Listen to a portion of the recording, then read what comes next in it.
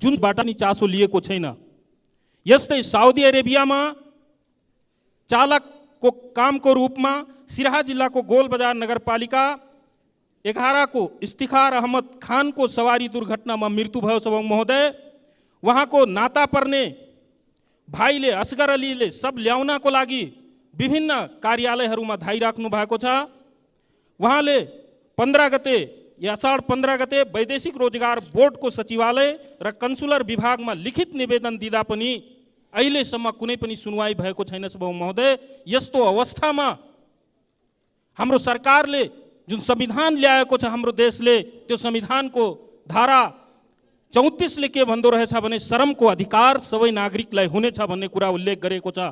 तर एउटा सब ल्याउन नसक्ने सरकारले रेमिटेन्सबाट देश चलाइरहेको अवस्था छ सभामुख महोदय।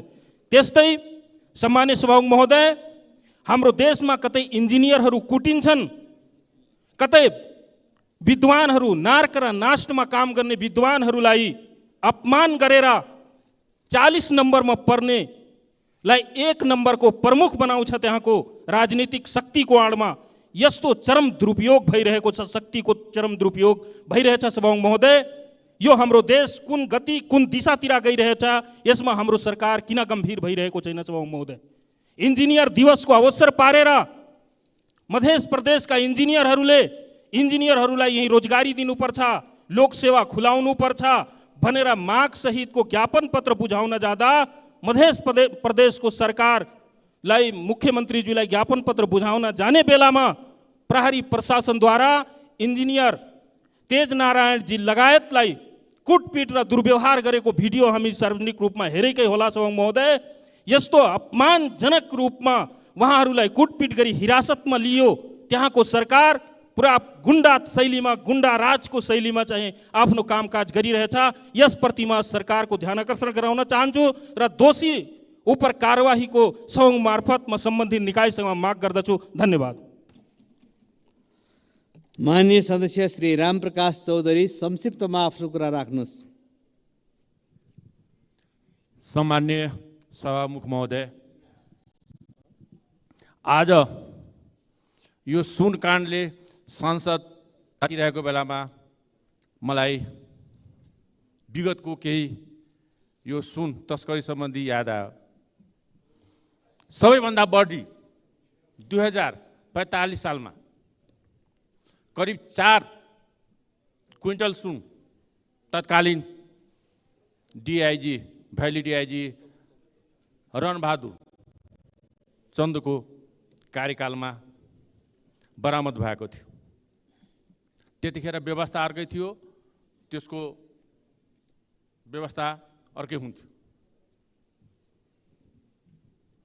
यो टिआई एयरपोर्टमा एज ए पुलिस अफिसरको रूपमा म स्वयं 1 वर्ष काम गरिसकेको छु र आफ्नै हातले 17 kilo, 10 kilo, 5 kilo, 2 kilo, 1 kilo र आधी किलो जति सुन त डेली त्यहाँ फेला पर्छ र 100 भन्दा बढी तरिकाले सुन लुकाएर ल्याइन्छ। त्यो आफ्नै हातले पक्रेर त्यहाँ भन्सारमा बुझाएको छु सभामुख महोदय। त्यसैले प्रहरीको रेकर्डमा र सुन मान्छे निलेर पनि ल्याउँदो रहेछ, सुन र डलर। कति मान्छेलाई ढुस लाएर चाहिँ निकालियो अस्पतालमा लगेर। त्यसैले नेपाल प्रहरीमा सबैको रेकर्ड छ। सुन तस्कर र डलर तस्कर, यस बारेमा सबै यसको रेकर्ड छ। यसलाई राम्रोसँग अनुसन्धान गरियो भने त्यो सबै पत्ता लाग्न सक्छ सभामुख महोदय। त्यस्तै सभामुख महोदय, यो 1 हप्ता आफ्नो क्षेत्रमा चाहिँ घुम्न पाइयो र पानी नपरेर तराई मधेसमा चाहिँ एकदम कोहाल छ। झन् सर्लाही जिल्लाको उत्तरी र पूर्वी सेक्टरमा जहाँ सिँचाइको सुविधा पुगेको छैन त्यहाँ त कि सिँचाइ त के खाने पानी समेत सुकिसकेको छ। मान्छेले त्यहाँ मोटर र दमकल चलायो भने 20,000 देखि 25,000 जरिवाना गरेको छ अहिले। त्यसैले पूर्वी सेक्टरको सिँचाइको लागि बागमती सेक्टरलाई अगाडि बढायोस् र सर्लाही जिल्लालाई त्यहाँ सुक्खा क्षेत्र घोषित गरियोस् भन्ने सभामुख महोदय मार्फत म ध्यान आकर्षण गराउन चाहन्छु। त्यस्तै म धेरै बारम्बार यो सागरनाथ वन विकास परियोजनाको बारेमा कुरा यही सदनबाट चाहिँ अवगत गराएको थिएँ। त्यहाँ 100 जना कर्मचारीहरू हाल आएर चाहिँ माइतीघर मण्डलामा हिजो अस्तिदेखि धरनामा बसिरहेछ। ती कर्मचारीहरूले 11 महिनादेखि तलब भत्ता खान पाएको छैन र ती कर्मचारीहरू यहाँ आइपुगेका छ। त्यो वनको के हाल भयो होला यसमा सरकारको ध्यान जाओस्। धन्यवाद। माननीय सदस्य श्री प्रेम सुवाल संक्षिप्तमा आफ्नो भनाइ राख्नुहोस्। सभामुख महोदय मार्फत केही विषयमा सरकारको ध्यानाकर्षण गराउन चाहन्छु। 10 वर्षमा त्रिभुवन विमानस्थलबाट 4117 किलो सुन तस्करी कसरी भयो? बहुदल र गणतन्त्रको 34 वर्ष यता थमेलको सार्वजनिक कमल पोखरीमा छाया कम्प्लेक्स कसरी निर्माण भयो? ललिता निवासको सरकारी जग्गा व्यक्तिको नाममा कसरी दर्ता भयो? नेपाली नागरिकलाई नक्कली भुटानी शरणार्थी कसरी बनाइयो? कुन प्रधानमन्त्री, गृहमन्त्री, अर्थमन्त्रीको पालामा के कति सुन तस्करी भयो? छानबिन गरी दोषीलाई कारबाही हुनु जरुरी छ। भारतीय शासक वर्गले नेपालमा प्रधानमन्त्री बनाउने सार्वजनिक भयो। शासक दलका कुन नेताले सुन तस्करहरूलाई दुहुन गाई बनाई राखिएको छ सार्वजनिक गराउनु जरुरी छ। सभामुख महोदय, संसद बैठक चालु रहेको बेला संसदले बनाएको ऐनको व्यवस्थालाई सरकारले बाढा अड्काउ फुकाउको नाममा परिवर्तन गर्न पाइँदैन। आजको कार्यसूचीमा रहेको यस सम्बन्धी विषय हटाउनु जरुरी छ। गत हप्ता नेपालमा आएका अमेरिकी विदेश सहायक मन्त्री डोनाल्ड लूले एमसीसी को परियोजना कार्यान्वयन ढिलो भई यसबाट बढ्ने लागत नेपालीलाई तिराउने दबाब र धम्की दिएको सार्वजनिक भयो। प्रधानमन्त्री लगायत कसले अमेरिकी सहायक मन्त्री लूसँग भेट्नुभयो र उहाँहरूले एमसीसी सँगै संसदमा घोषणा भएको व्याख्यात्मक टिप्पणीलाई अमेरिकी सरकारबाट अनुमोदन भयो कि भएन भनेर सोध्नु भएको छ कि छैन सभामुख महोदय? र साथसाथै 1 दशक यता 3 गुणा सार्वजनिक ऋण र 3 गुणा व्यापार घाटा बढ्यो। के विकास यही हो? कुन सरकारको पालामा कति व्यापार घाटा भयो र सार्वजनिक ऋण बढ्यो? छानबिन गरी दोषीलाई कारबाही गर्नु जरुरी छ। सभामुख महोदय, देशको सार्वभौमिकता र सीमा सुरक्षा सेनाबाट मात्र सम्भव हुन्छ। नेपाली सेनाको संख्या घटाउने प्रस्ताव देशको हितमा हुने छैन। नेपाली सेनाको पर्याप्त संख्या पुर्याएर विकास निर्माणको काममा समेत सेनालाई जिम्मा लगाउनु जरुरी छ, ठेक्का दिने होइन सेनालाई। धन्यवाद। माननीय सदस्य श्री प्रभु शाह संक्षिप्तमा आफ्नो कुरा राख्नुहोस्। सम्मानीय सभामुख महोदय, अहिले देशमा लोड सेडिङ छ कि छैन म नेपाल सरकारले सोध्न चाहन्छु। यदि लोड सेडिङ छैन भने तराईमा घन्टौँ लाइन किन काटिन्छ? विद्युत प्राधिकरणको व्यथितिको कारण आज तराईका जनजीवन नरक जस्तै भएको छ। गर्मी उत्कर्षमा छ, पानी परिरहेको छैन, मच्छरको ठुलो बिगबिगी छ र लाइन पनि हुँदैन। छिनछिनमा लाइन काट्ने, मान्छे बाँच्न नै सक्ने स्थिति छैन जस्तो लाग्छ। अहिले तपाईँ सुने हामी सबै देखिरहेछौँ पानी परिरहेको छैन। एउटा किसान आफ्नो खेतमा कृषि मिटरको पैसा तिर्छ, उसले पानी पटाइरहेको हुन्छ र 1 घन्टामा 2 कट्ठा जति पाटेको हुन्छ, लाइन कट्छ। फेरि लाइन आउँछ 2 घन्टा पछि, अनि फेरि 2 कट्ठा अझ अगाडि जान्छ, फेरि 5 दिन लाग्यो 10 कट्ठा खेत पाट्न। भने यसको पैसा उसले त कति घन्टाको लियो भने प्रश्न आउँछ। मिटरको पैसा त तिरेकै छ, तर उसको व्यथितिको कारण एउटा किसान थप मारमा जो परिरहेको छ, यसको जवाब कसले दिने? हामी चाहन्छौँ ऊर्जा मन्त्रीले जो विद्युत प्राधिकरणमा भइरहेको व्यथितिको बारेमा सदनलाई जानकारी गराओस्। यदि लोड सेडिङ हो भने पहिला पूर्व जानकारी हामीलाई भयो भने वा आम जनतालाई भयो भने उसले त्यही अनुसारको आफ्नो सेड्युल बनाउँछ, त्यही अनुसारको आफ्नो प्रिपेयर हुन्छ। तर हामी हेरिरहेछौँ विद्युत प्राधिकरणको लापरवाहीले मान्छेको जीवन नारकीय मात्र छैन, दिनदिनै मरिरहेछन्। हामी अस्ति पनि यो विषय जानकारी गरायौँ। खालि रौतहटमा झन्डै 24-25 जनाको मृत्यु 3 महिनाको बिचमा भएको छ करेन्ट लागेर। यस्तो बेहाल अवस्थामा पुर्याउने अफसरलाई, त्यसका मालिकहरूलाई हामीले के भन्ने? जनताले कसरी बुझ्ने? त्यसैले म भन्न चाहन्छु यो व्यथितिको बारेमा सदनलाई जानकारी गराउन सम्मानीय सभामुख मार्फत ऊर्जा मन्त्रीलाई निर्देशन होस् भन्ने म माग गर्न चाहन्छु। र अहिले तराई मधेसमा पानी परेको छैन, यता खोलामा बाढ छ तर खेतमा पानी छैन। जहाँ सिँचाइको प्रभाव पुगेको छैन ती ठाउँहरूलाई सुक्खा क्षेत्र घोषणा गरियोस्। जहाँ हामी हेरिरहेछौँ कयौँ ठाउँहरू रोपाई भएको छैन, रोपाई भएको पनि सुकिरहेछ, किनकि बोर्डिङमा पानी आउँदैन, पानीको सतह घटेका छ। आए पनि विद्युतको कारण सिँचाइ हुन सकिरहेको छैन र जनजीवन, किसानको जनजीवन एउटा ठुलै कष्टकर अवस्थामा गुज्रिरहेको स्थितिमा सरकारले यसमा गम्भीर भएर कुन कुन क्षेत्र जहाँ सिँचाइ भइरहेको छैन, खेती भएको छैन, रोपाई भएको छैन, ती क्षेत्रलाई पहिचान गरेर सुक्खा क्षेत्र घोषणा गर्न म विनम्र आग्रह गर्न चाहन्छु। धन्यवाद। माननीय सदस्य श्री सुशीला थिङ, संक्षिप्तमा आफ्नो कुरा राख्नुहोस्। सम्माननीय सभामुख महोदय, मिति 2080 4/6 गते बिहान 8 देखि 9 बजेको समयमा चिया गफ नामक टक सो कार्यक्रमको क्रममा प्राइम टाइम टेलिभिजनको कार्यक्रम प्रस्तोता दिक्पाल कार्कीसँग अधिवक्ता भगवती पाण्डेले दिएको अन्तर्वार्तामा तामाङ, मगर लगायत अन्य जाति समुदायको आत्मसम्मानमा चोट पर्ने गरी जुन अभिव्यक्ति दिएको छ त्यसको घोर आपत्तिजनक र घोर भत्सना गर्न चाहन्छु। जुन कार्यक्रममा के कारण मानिस अपराधसँग ढल्किन्छ भन्ने कुराकानीमा हाडनातभित्र हुने विवाहले अपराध बढाएको दाबी गर्दै तामाङ समुदायमा दाजुबहिनी बिचमै विवाह हुने हुँदा त्यसरी विवाह गर्ने व्यक्ति एकहोरो हुने र अपराधमा संलग्न हुने भन्ने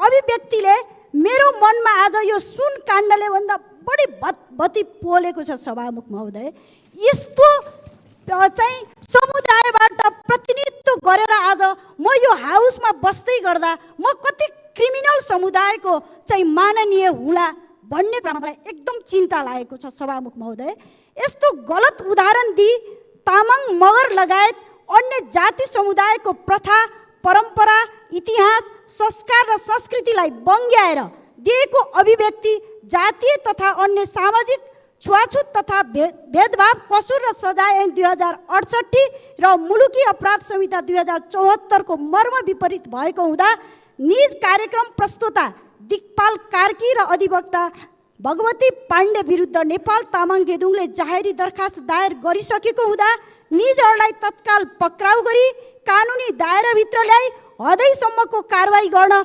सभामुख मार्फत नेपाल सरकार गृह मन्त्रालयको गम्भीर ध्यानाकर्षण गर्दै जोरदार माग गर्न चाहन्छु। धन्यवाद। माननीय सदस्य श्री ईश्वरी घरती मगर, संक्षिप्तमा आफ्नो कुरा राख्नुहोस्। सम्माननीय सभामुख महोदय, नेपाल सरकारका वन तथा वातावरण मन्त्रालयका सहायक संरक्षण अधिकृतको एउटा लोकसेवा तयारी सम्बन्धीको एउटा पुस्तक प्रकाशित भएको छ।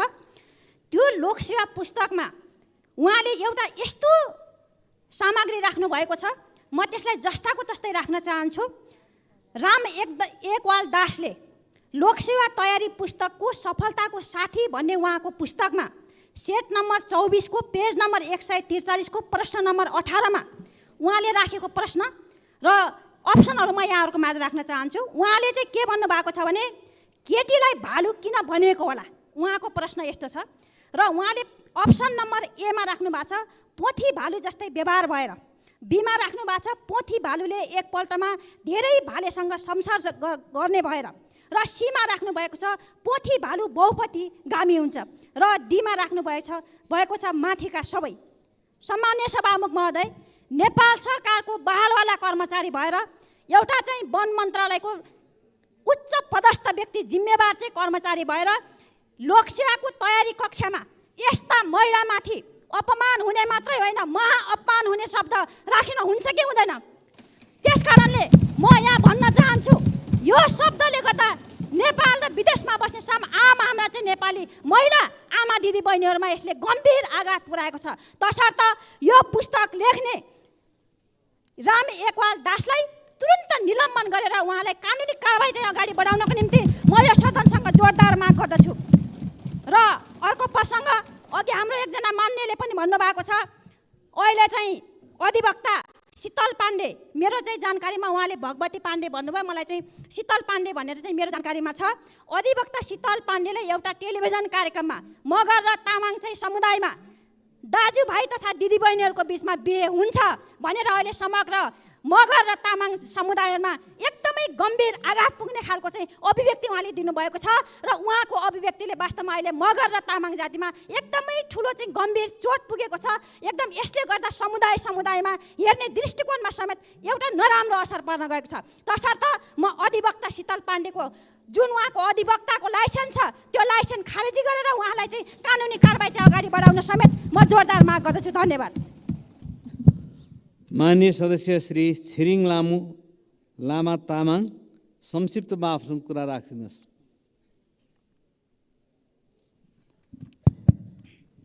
सम्माननीय सभामुख महोदय, जुम्लामा नुन वितरणमा भएको समस्याको कुरालाई लिएर अहिले नेपालभर अपमानजनक चर्चा भएको छ। यो विषयप्रति सदनको गम्भीर ध्यान आकर्षण गर्न चाहन्छु।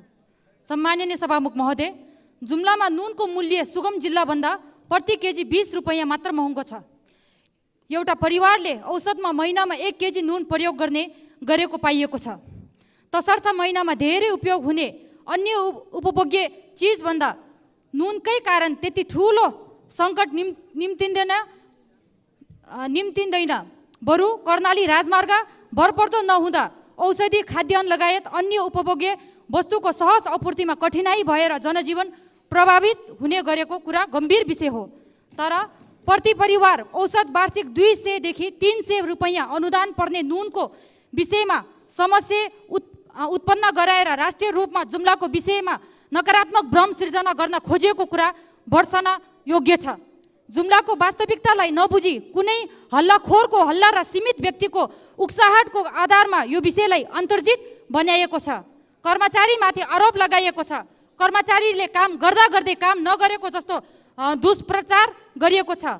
यसमा जुम्लाको नाममा अपरिपक्व राजनीति गरिरहेका व्यक्तिहरू नियोजित रूपमा संलग्न रहेको छ। भूगोल बुझेको र इमान्दार रूपमा काम गरिरहेका साल ट्रेडिङ कर्पोरेसन जुम्लाका कर्मचारीमाथि अन्याय गरिएको छ। अधिकारी निकायको सूचना बेगर सामाजिक सञ्जालमा हल्ला फिजाउन जिम्मेवार पदमा रहेका व्यक्तिहरूको लागि परेका छन्। यस्तो प्रकारको अपरिपक्व कामको मारमा कर्मचारी कहिलेसम्म पर्ने? यस्तो हरकतले सस्तो लोकप्रियता प्राप्त होला, तर मातृभूमि जुम्लाका कर्मचारीहरू जसले आयोग लडेर प्रतिस्पर्धा गरेर पदमा पुग्नु भएको छ उहाँहरूको मनोबलमा कस्तो प्रभाव पर्ला? कर्णालीले राजनैतिक नियुक्ति त पाउँदैन, तर आयोग र प्रतिस्पर्धाबाट छनौट भएका कर्मचारीमाथि पनि किन यस्तो अन्यायपूर्ण व्यवहार हुन्छ? तसर्थ सम्माननीय सभामुख महोदय, कर्मचारीको मनोबल गिराउन सक्रिय साल ट्रेडिङ कर्पोरेसन लिमिटेडको प्रमुख कार्यकारी अधिकृत र जुम्लाको नुनको समस्यालाई देखाएर जुम्ला जिल्लाको बदनाम गर्न खोज्ने हल्लाखोरहरूमाथि छानबिन गरी आवश्यक कारबाहीको मागको लागि सभामुख मार्फत नेपाल सरकारको ध्यान आकर्षण गर्दछु। जुम्लाको बदनाम हुने गरी कसैले पनि राजनीति नगर्न आग्रह समेत गर्दछु। सम्माननीय सभामुख महोदय, केही दिन अगाडि मात्रै जुम्लामा एउटा एकदमै जघन्य घटना घटेको छ। जुम्लाको गुटीचोर गाउँपालिकामा केही अहिलेसम्म यसको ठोस पत्ता लागेको छैन, कुनै पनि व्यक्ति समातेको पनि छैन। 6वटा घरमा आगजनी गरेको छ र जुम्लाको चन्दनाथ नगरपालिका वडा नम्बर 1 मा पनि एउटा घरमा आगजनी गरेको छ। यो घटनाले गर्दा अहिले जुम्ला एक किसिमले आन्दोलित भएको छ र समाजमा एउटा डरको सिर्जना भएको छ। यो घटनाप्रति म सरकारको गम्भीर ध्यान आकर्षण गराउन चाहन्छु। धन्यवाद। माननीय सदस्य श्री ज्ञानबहादुर साई।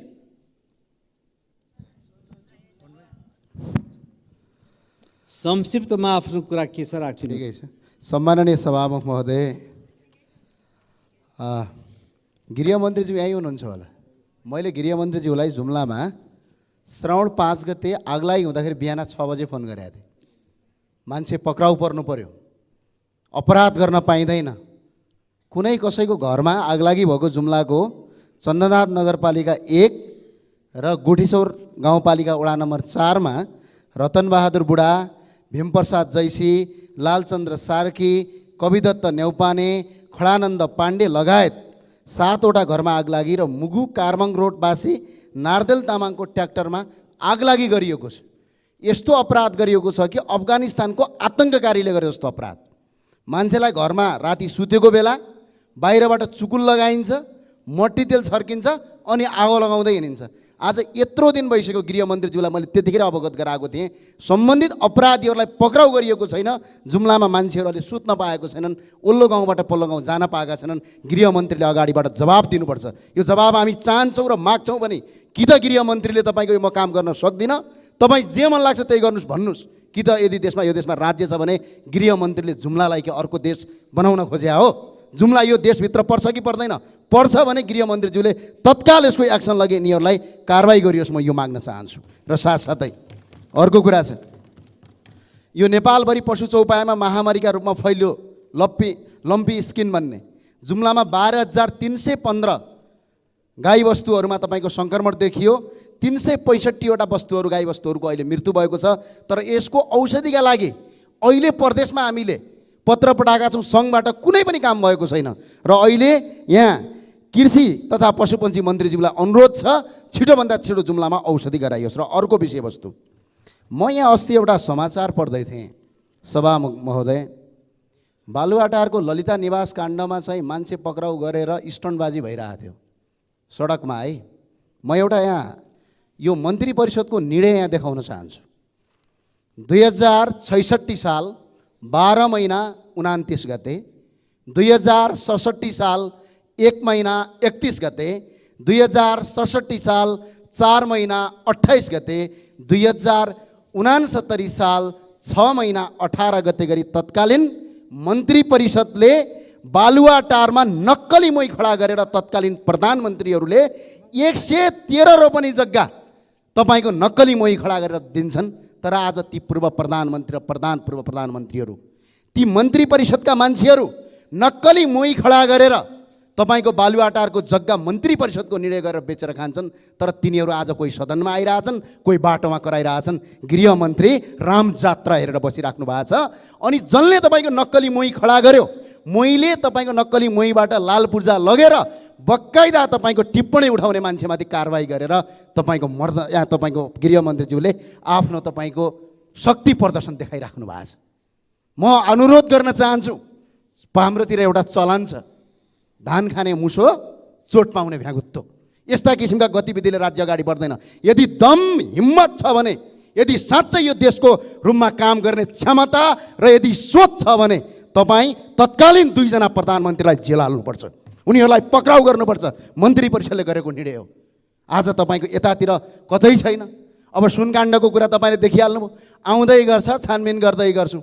पत्र पत्रिकामा आएको छ, पूर्व सभामुख कृष्णबहादुर महराजी र उहाँका छोरा कि त त्यो लेख्ने पत्रकारलाई कारवाही गरियोस्, कि त सम्पादकलाई कारवाही गरियोस्। होइन भने उहाँहरूलाई तपाईँको अहिले छानबिनमा किन नल्याएको? प्रहरीले सम्म स्वीकारेको कुरालाई तपाईँको किन अगाडि नबढाएको?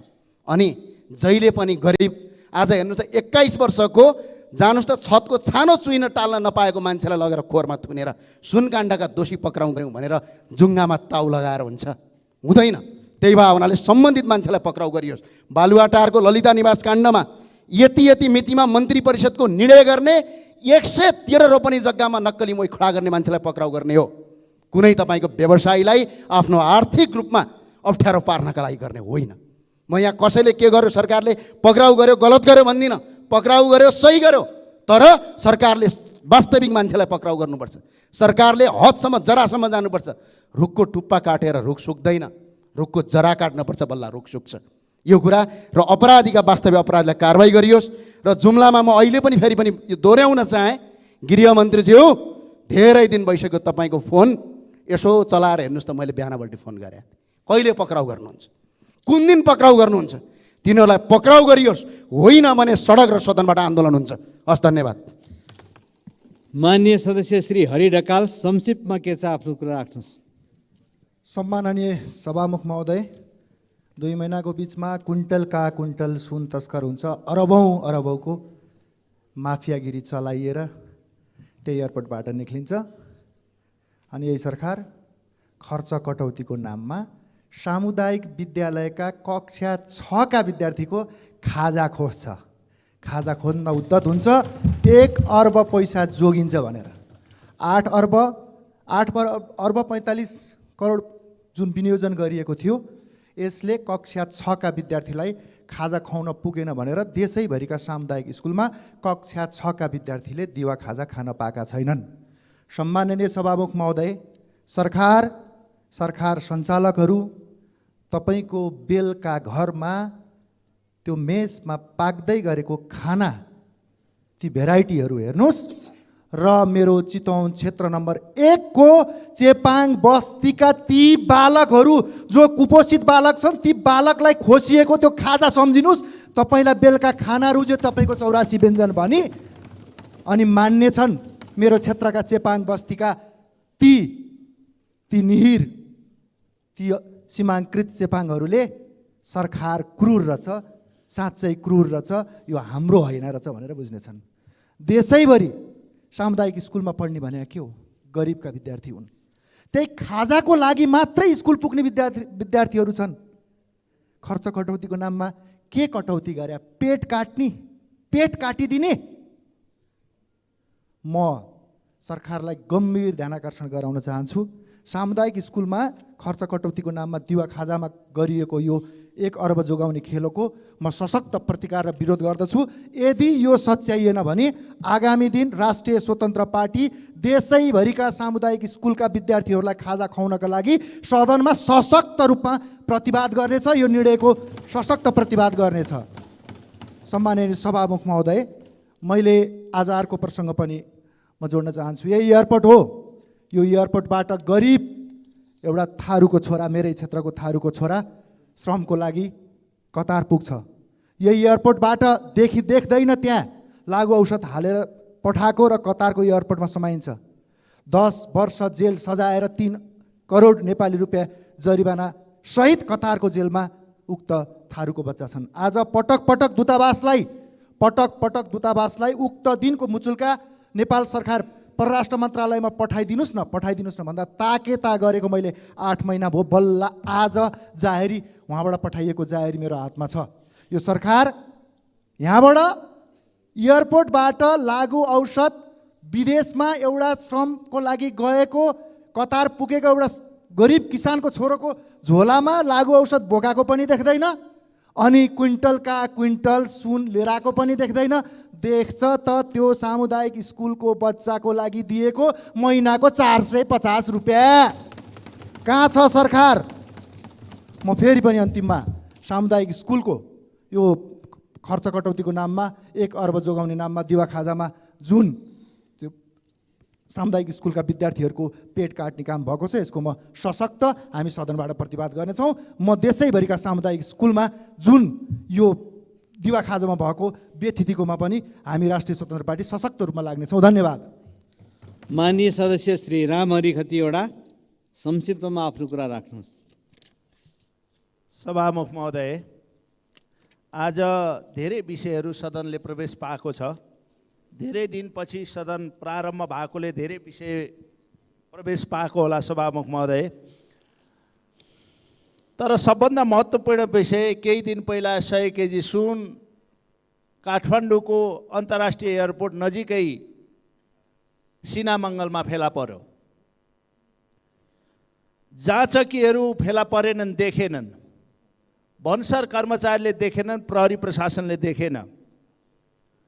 भलै नेपाली जनताका घरमा दसैँमा 5 केजी चामल हुँदैन कहिलेकाहीँ, 100 केजी सुन आयात निर्यात हुँदो रहेछ। नेपाललाई एउटा तस्करहरूको ट्रान्जिट पोइन्ट बनाउने खेलमा लागे जस्तो देखिएको छ। स्वर्गभूमि तस्करको बनाउने खेल भए जस्तो देखिन आएको छ। त्यसैले सरकारले बेलैमा ध्यान पुर्याइएन भने सारा नेपालीको ध्यान नेपाललाई तस्करको स्वर्गभूमिको रूपमा निर्माण गर्ने शक्तितिर जान्छ। त्यसैले सरकारले सत्य तथ्य भएको के हो, मैले सुने अनुसार कहिले तस्करहरूले हात भाँच्यो भनेर कामराका रूपमा हातमा सुन लिएर आउने, कहिले सिगरेटका रूपमा सुन लिएर आउने, कहिले त्यसै गरी त्यसै गरी कहिलेकाहीँ इलेक्ट्रोनिक चुरोटका रूपमा सुन लिएर आउने, कहिलेकाहीँ अन्य माध्यमबाट सुन लिएर आउने र नेपाललाई सुनको भूमि बनाउने खेलमा केही तस्करहरू लागेकाले सरकारले सत्य कुरा के हो, एउटा भरियालाई, एउटा ड्राइभरलाई, एउटा खलासीलाई पक्रेर मेन नाइकेलाई जोगाउने खेलमा लाग्नु हुँदैन र सत्य तथ्य छिटोभन्दा छिटो सरकारले संसदलाई जानकारी गराओस् भनेर माग गर्न चाहन्छु सभामुख महोदय। यही बिचमा जुन कम्पनीको आज सुन पक्रिएको छ, रेडी ट्रेड भन्नेको 1997 केजी सामान यो 2 महिनाको बिचमा लिएर आएको देखिन्छ। त्यो वस्तु के थियो, कुन मितिमा ती बस्तीहरू भन्सारबाट बाहिर आए, ती बस्तीहरू आज कहाँ पुगेका छन्, त्यो जानकारी पनि सरकारले सदनलाई दियोस् भनेर अनुरोध गर्न चाहन्छु सभामुख महोदय।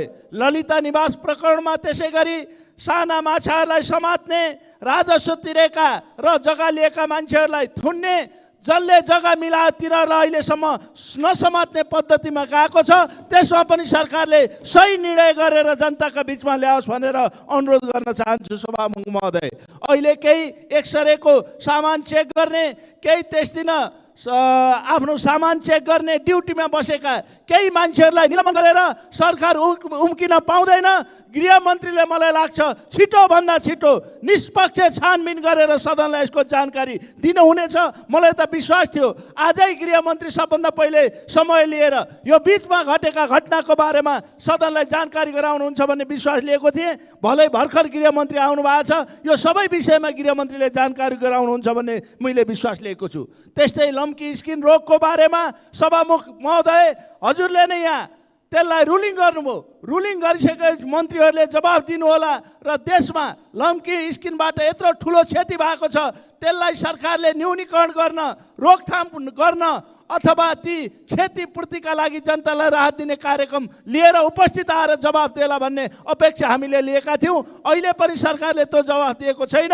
म फेरि पनि अनुरोध गर्न चाहन्छु सरकारलाई ध्यान दिनका लागि, चाहे सुन प्रकरणमा होस्, चाहे यो लम्की स्किन प्रकरणमा होस्, चाहे बालुवाटार प्रकरणमा होस्, सबै विषयमा सरकारले यथेष्ट जानकारी सत्य तथ्य सदनलाई जानकारी गराओस् भनेर अनुरोध गर्न चाहन्छु। त्यसै गरी कतिपय पहाडी जिल्लामा लम्की स्किन रोडका कारणले गर्दा सभामुख महोदय रोपाई हुन सकेको छैन, हल गोरुहरू मरेर गएका छन्, क्षतिपूर्तिको व्यवस्था छैन, अहिलेसम्म त्यहाँ औषधि उपचार पुगेको छैन। त्यसैले छिटोभन्दा छिटो त्यो ठाउँमा प्रत्येक ओडाहरूमा जहाँ त्यो रोग लागेको छ ट्र्याक्टरको व्यवस्था गरेर रोपाई गर्ने व्यवस्था गर्नका लागि पनि अनुरोध गर्न चाहन्छु सभामुख महोदय। तराईमा बाँझा खेतहरू छन्, म हिजो मात्र तराईतिर गएर आएको थिएँ, पानी परेको छैन, भूमि सुक्खा छ, त्यो ठाउँमा पनि सरकारले यथेष्ट छिटोभन्दा छिटो सुक्खाग्रस्त क्षेत्र घोषणा गरेर त्यहाँ चाहिँ खानेपानीको व्यवस्था गरोस् भनेर अनुरोध गर्न चाहन्छु। धन्यवाद। माननीय सदस्य श्री बिना जयसवाल। माननीय सभामुख महोदय, सभामुख मार्फत सम्बन्धित मन्त्रालय युनिटको ध्यान आकर्षण गराउन चाहन्छु। सभामुख महोदय, इतिहास साक्षी छ, जब जब प्रकृतिले आफ्नो प्रकोप देखाएको छ हाम्रो हदको सिमाना कोरिएको देखिन्छ।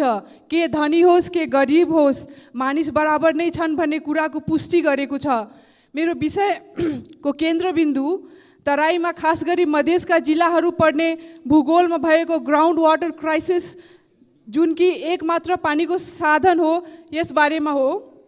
करिब करिब 2 महिनादेखि पानीको हाहाकार मचेको छ। त्यहाँका जनताहरू पानीको अभावमा आफ्नो दैनिक जीवन कष्टमा जताततै व्यतीत गर्न बाध्य बनेका छन्। सभामुख महोदय, ग्राउन्ड रियालिटी म स्वयं गएर आज मात्रै आएकी छु। समस्या बहुत जटिल छ। यदि 1 महिना अझै यो समस्या भयो भने त्यहाँको जनता कुन अवस्थामा हुन्छ भन्न सकिँदैन।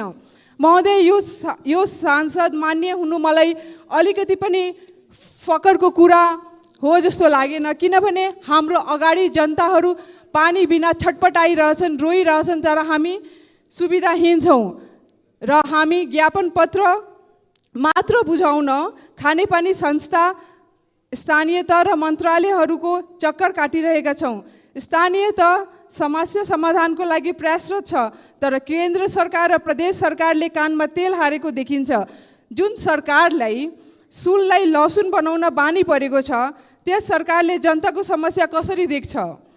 केही वर्ष पहिला भूकम्प गएको बेला म साक्षी छु, पुरा मधेस रोएको थियो। तर आज मधेसमा आपत आएको बेला यो विडम्बना नै हो कि 2 महिनामा पनि कुनै राहत र समस्या समाधानप्रति कुनै पहल छैन। म सम्बन्धित मन्त्रालयलाई आग्रह गर्न चाहन्छु कि ज्ञापन पत्र मात्र बुझाउनको सट्टा यद्यपि शीघ्र ग्राउन्ड सिचुएसन चेक गरी समस्या लङ टर्मको लागि समाधान प्रति पहल गरियोस्। सरकार यसरी मौन भएर बस्न पाइँदैन, किनकि मधेस र तराईको जनता सिँचाइको त कुरै छोडौँ, खानेपानीको समस्या छ। खानेपानीको समस्या भएर त्यहाँ जनताहरू रोइरहेछन् र यस समस्याको समाधानको लागि म मन्त्रालयलाई माग गर्न चाहन्छु, गम्भीर माग गर्न चाहन्छु। धन्यवाद। मान्य सदस्य श्री राजेन्द्र बजगाई, संक्षिप्तमा आफ्नो कुरा राखिदिनुहोस्।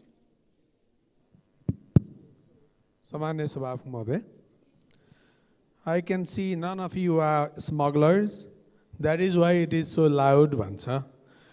सिभिल एभिएसन अथोरिटी एयरपोर्टमा सेवा सञ्चालन गर्छ, यो नियमनकारी निकाय पनि हो।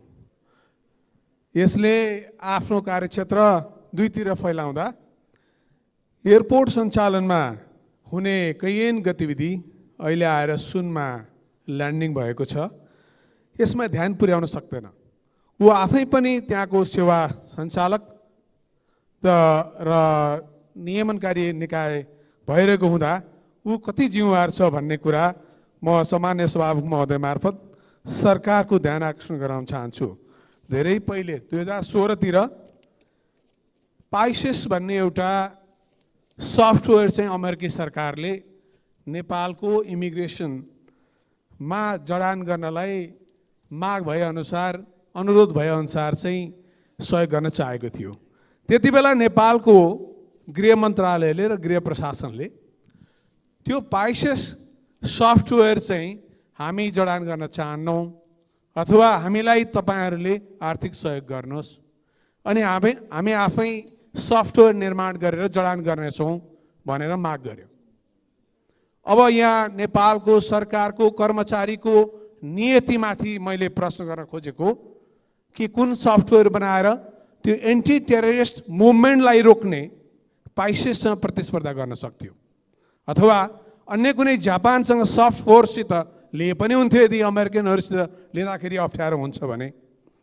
यसै गरी मैले नेपालको एउटै सामरिक महत्त्वको एक्जिट र इन्ट्री पोइन्ट त्रिभुवन विमानस्थल, हाम्रो नेपालमा एकजना सिपाही भर्ना हुन जानु पर्यो भने चालचलन प्रमाणपत्र लिनुपर्नेछ।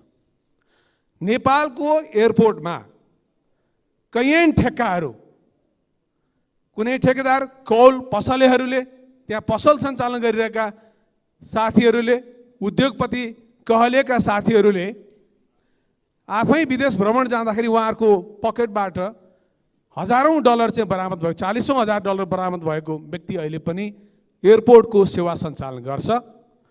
2056 सालतिर सुन तस्करमा दर्ज भएका व्यक्तिहरू एयरपोर्टको सेवा सञ्चालन गर्छन्, सुनिन्छ CCTVसम्म सञ्चालन गर्छन् भनेपछि उनीहरूको चालचलन खोजिएको थिएन बिड गर्दाखेरि।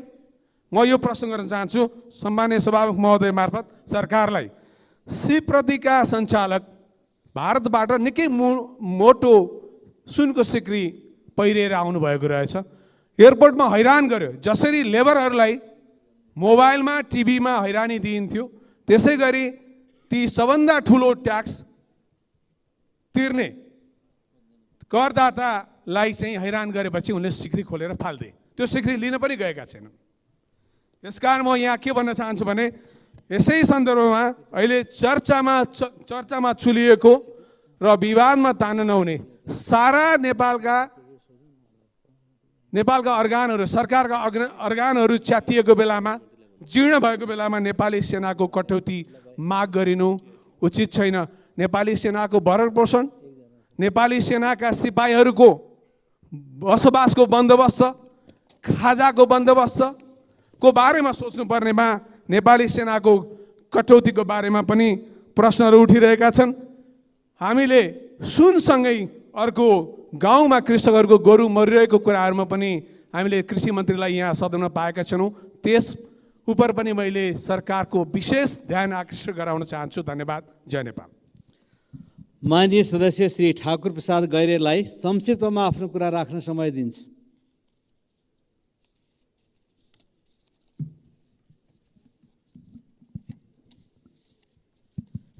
सभामुख महोदय, हामी यो प्रतिनिधि सभाको गरिमामय बैठकमा छौँ। आज यो प्रतिनिधि सभाको प्रमुख प्रतिपक्षी दलको हैसियतले दलको तर्फबाट यो अन्तर्राष्ट्रिय विमानस्थलबाट बाहिर निस्केको ठुलो मात्राको सुन तस्करीको विषयलाई महत्त्वका साथ यसको छानबिनको निम्ति, यसको छानबिन गर्ने विश्वासयोग्य आधारसहितको उच्च स्तरको छानबिन समिति बनाउनको निम्ति त्यो तहबाट प्रतिपक्षबाट ध्यानाकर्षण भइरहेको छ। तर म अचम्मित छु, मलाई बडो खसखस लागिरहेको छ यो सदनमा के भइरहेको छ, यो सदनमा हामी के गरिरहेका छौँ। सभामुखज्यूको म गम्भीर ध्यानाकर्षण गर्न चाहन्छु। प्रतिपक्षले जुन उचाइबाट, जुन विषयवस्तुमा, जुन गम्भीरताका साथ कुरा उठाइराखेको छ र आज सिङ्गो देश र आम नेपाली जनताले यो सुन काण्डको बारेमा, यो सुन तस्करीको बारेमा जुन ध्यानाकर्षण गरिराखेका छन्, अन्तर्राष्ट्रिय जगतको समेत हाम्रो अन्तर्राष्ट्रिय विमानस्थलको विश्वसनीयतामाथि जुन प्रश्न उठिराखेको छ, आज त्यस विषयमा हामीले जुन उचाइका साथ, जुन संवेदनशीलताका साथ प्रश्न उठाइरहेका छौँ र हामीले भन्न चाहन्छौँ कि यो विषय जुन गम्भीर विषय छ, यसका बारेमा सभामुखबाट उचित रुलिङ हुनुपर्ने, यो प्रतिपक्षले जे माग उठाइरहेको छ त्यसका बारेमा ध्यानाकर्षण भएर त्यसको निदानतर्फ म यो गरिमामय सदनको ध्यानाकर्षण गर्न चाहन्छु।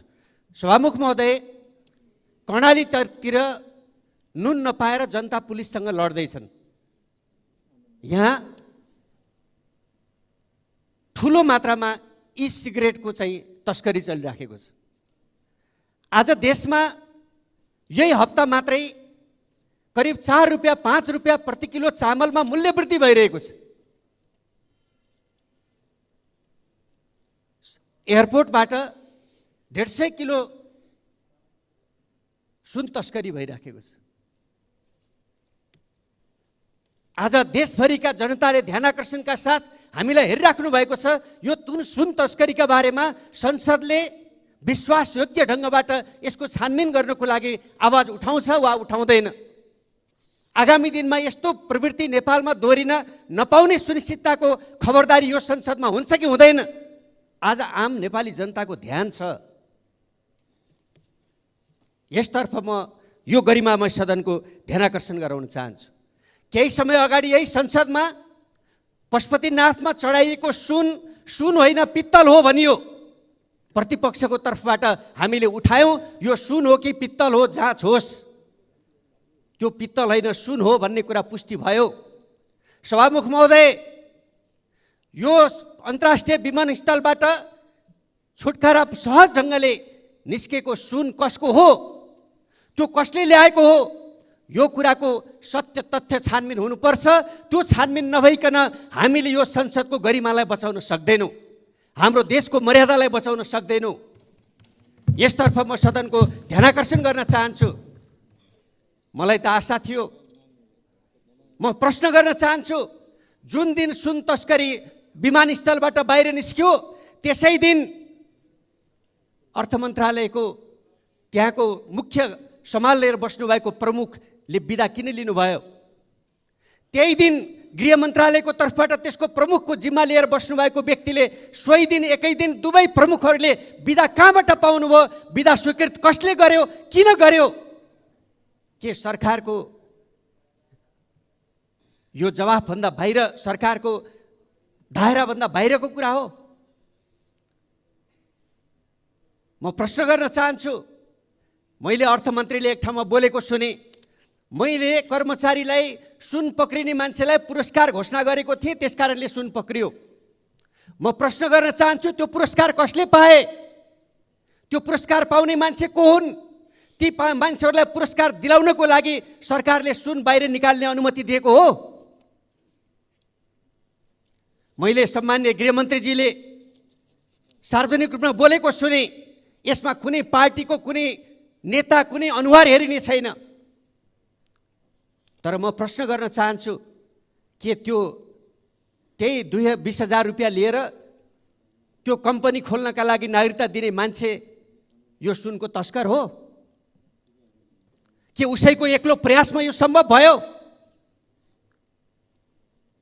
मलाई त आज लागिरहेको छ, जति बेला मलाई विश्वास लागेको थियो कि वास्तवमा धेरै महत्त्वपूर्ण ढङ्गबाट नै यो चाहिँ पशुपतिनाथमा सुन बनेर पित्तल चढाइएको कुरा यो सदनमा चाहिँ यस्तो काम नहोस् भन्ने उद्देश्यका साथै उठाइएको थियो।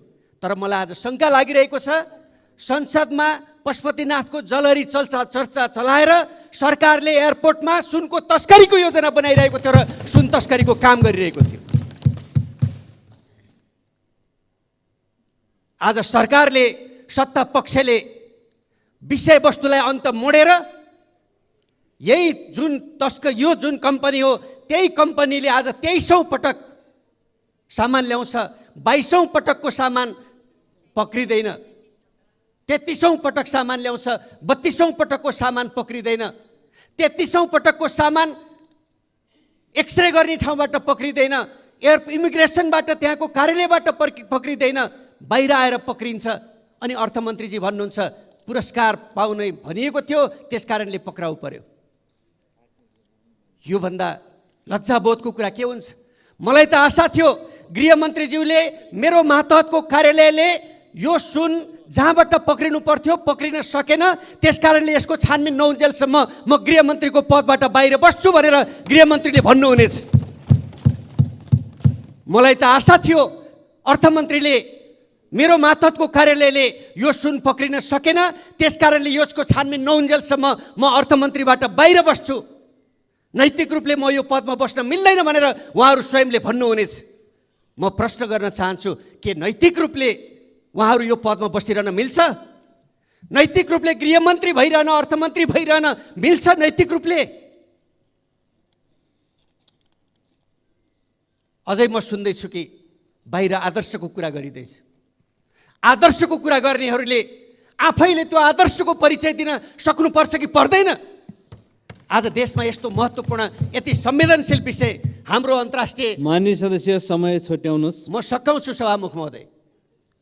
त्यसकारणले म भन्न चाहन्छु कि आज चाहिँ ई सिगरेटको कारोबारमा संलग्न व्यक्तिहरूको नाम सार्वजनिक भइरहेको छ। ती व्यक्तिहरूलाई गिरफ्तार किन गरिँदैन? ई सिगरेटको माध्यमबाट सुनको तस्करी गर्नेहरू गिरफ्तार किन हुँदैनन्? मलाई त आशा थियो कि 3 गते 150 क्विन्टल सुन तस्करी भएको थियो। आज हामी 10 गते यो सदनमा छौँ। आज यो सदनमा गृहमन्त्रीले रोस्टममा पहिलो वक्ताको रूपमा उभिएर मैले यो सुन तस्कर गर्ने फलाना फलाना व्यक्तिहरूलाई गिरफ्तार गरेँ, उनीहरू यसका चाहिँ तस्करका नाइकेहरू हुन् भनेर भन्ने वा नैतिक रूपले म यो पदमा बस्दिनँ भनेर घोषणा गर्ने, यो दुईटा मध्ये एउटा काम उहाँले गर्नुहुनेछ। तर उहाँले एउटा पनि काम गर्नु भएन। त्यसकारणले प्रतिपक्षको तर्फबाट नेकपा एमाले भनेको छ यो सदनबाट यो सुन तस्करीको निष्पक्ष छानबिनको सुनिश्चितता हुने गरी यस्तो अपराधजन्य क्रियाकलापमा संलग्न हुने मान्छेहरू दण्डित हुनेछन् भन्ने विश्वासयोग्य आधार तयार हुने गरी त्यो तहको छानबिनको प्रक्रियालाई अगाडि नबढाएसम्म यो सदन अगाडि बढ्न सक्दैन। यो नेकपा एमालेको यो संसदीय दलको तर्फबाट हाम्रो चाहिँ कुरा रहेको कुरा म फेरि दोहोऱ्याउन चाहन्छु र सभामुख महोदयलाई तदनुरूपको निर्देशनको लागि म अपेक्षा पनि गर्न चाहन्छु। यदि त्यस्तो हुन सकेन भने हामी सदनमा त्यही रूपमा प्रस्तुत हुन बाध्य हुनेछौँ भन्ने कुरा पनि म राख्न चाहन्छु। धन्यवाद। मान्य सदस्यहरू, अब शून्य समयको कार्यक्रम प्रारम्भ हुन्छ।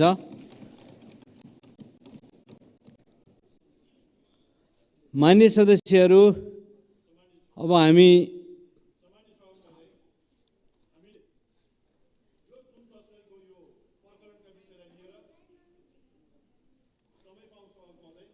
समय उहाँलाई ल छोटोमा राख्नुहोस् के हो। सम्माननीय सभामुख महोदय, हामीले यो सुन तस्करीको प्रकरणलाई लिएर माननीय सदस्यहरूले आफ्ना विचार राख्न पाउनु पर्यो भनेर उहाँले भनिरहँदाखेरि हामी त्यसलाई सम्मान गऱ्यौँ र त्यो सुन तस्करीहरू को हुन् उनीहरूमाथि खोजबिन हुनु पर्यो, कारबाही हुनु पर्यो भन्ने सन्दर्भमा माननीयहरूले यो विषयहरू राख्ने कुरा स्वाभाविक थियो। त्यस कारणले हामीले यो राउन्डका निम्ति हामीले सदा सहायता देखायौँ र हामीले चाहिँ यो ग्राउन्डलाई अगाडि बढाउने कुरामा सहमत भएका हौँ। तर सभामुख महोदय, हामीले बारम्बार भनिरहेका छौँ यो 2-3 महिनाको अवधिमा 20-22 क्विन्टलभन्दा बढी सुन यहाँका गृहमन्त्री अर्थमन्त्रीको संरक्षणमा उहाँहरूको सेटिङमा सुन भित्रिएको छ। यो सामान्य विषय होइन। यो अन्तिम पटक भेटिएको 1.5 क्विन्टल सुन त यो पछिल्लो पटक सेटिङ बिग्रिँदाखेरि यो पक्राउ परेको हो। सभामुख महोदय, यसभन्दा अगाडि 33 पटकसम्म यो आएको छ। त्यस कारणले यो सामान्य विषय होइन। हामीले भनिरहेका छौँ यसमा एउटा उच्च स्तरीय छानबिन समिति बन्नुपर्छ र यसमा चाहिने मन्त्रीदेखि लिएर तल काम गर्ने को संलग्न छन् यी माथिहरू छानबिन गर्नुपर्छ भन्ने कुरामा हामी तोडानका साथ उभिएका छौँ। सम्माननीय सभामुख महोदयको आफ्नो आसनबाट त्यस कारण उच्च स्तरीय छानबिन समितिका निम्ति रुलिङ होस्, अन्यथा हामीले यो बैठक अगाडि बढ्न दिन सक्ने स्थिति छैन। सभामुख महोदय, यो यहाँ राख्न चाहन्छु।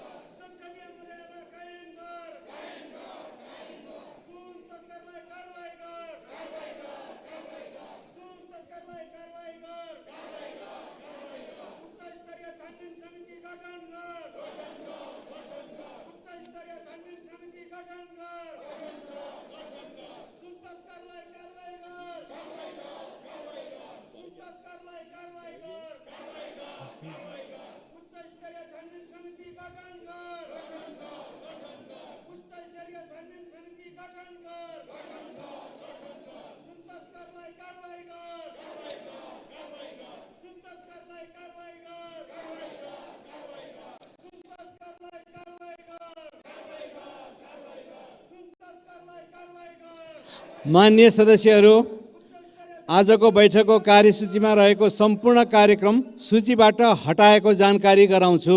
मान्य सदस्यहरू, प्रतिनिधि सभाको अर्को बैठक 2080 साल साउन 15 गते सोमबार दिनको 1 बजे बस्ने गरी यो बैठक